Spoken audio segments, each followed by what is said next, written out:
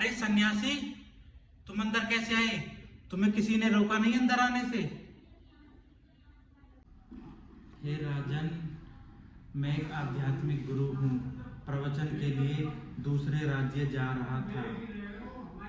रास्ते में आपका महल पड़ा तो मैंने सोचा विश्राम कर लूँ, क्योंकि रात होने वाली है, दिन ढलने वाला है, तो मैंने सोचा यहाँ विश्राम कर लूँगा। अरे ये एक राजा का महल है, कोई विश्राम स्थल नहीं जहाँ तुम रुकोगे। अच्छा राजन, ये बताओ कि ये महल किसका है? ये महल मेरा है।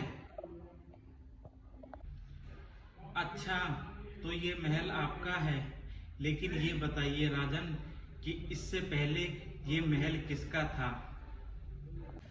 इससे पहले मेरे पिताजी राजा थे, तो ये महल उनका था। जब अच्छा, इससे पहले आपके पिताजी राजा थे तो उसका महल था। लेकिन आप राजन ये बताइए कि आपके पिताजी से पहले ये महल किसका था?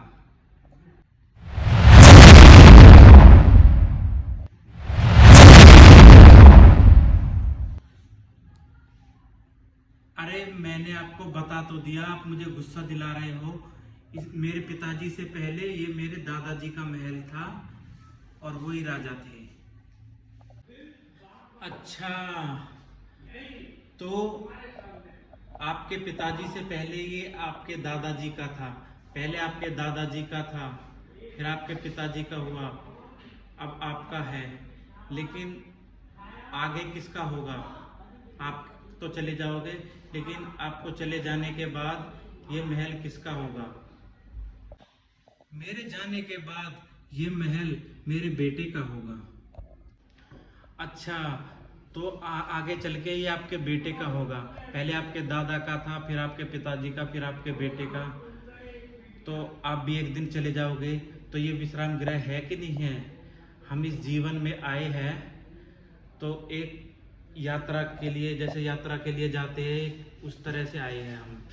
कभी किसी का होता है, कभी किसी का होता है, सब चले जाते हैं। किसी का नहीं है, दादा का नहीं रहा, तुम्हारे पिताजी का नहीं रहा, तुम्हारा नहीं रहेगा, आपके बेटे का रहेगा, बाद में उसका भी नहीं रहेगा, तो ये आपका भी नहीं है।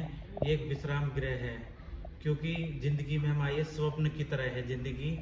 जिंदगी आते हैं, हम स्वप्न देखते हैं, जैसे जो कुछ देखते हैं ऐसे आते हैं और सब कुछ यहीं छोड़ के चले जाते हैं। खाली हाथ आते हैं और खाली हाथ जाते हैं। तो ये किसी का महल नहीं है, ये एक विश्राम गृह है। जैसे किसी का भी नहीं हुआ तो विश्राम गृह हो गया। तो विश्राम के लिए तो मैं रुक सकता हूँ, आप इसको लेके थोड़ी जाओगे साथ। हे सन्यासी, आप सही कह रहे हो। मेरे जाने के बाद तो ये महल मेरा भी नहीं रहेगा। चलो राजन, आपको समझ में आ गया कि ये महल किसी का भी नहीं है, आपका भी नहीं है, किसी का भी नहीं है। हम यहाँ पे बस एक विश्राम के लिए, एक सैर करने के लिए आते हैं, जैसे ऐसे आए हैं। ये एक विश्राम गृह है।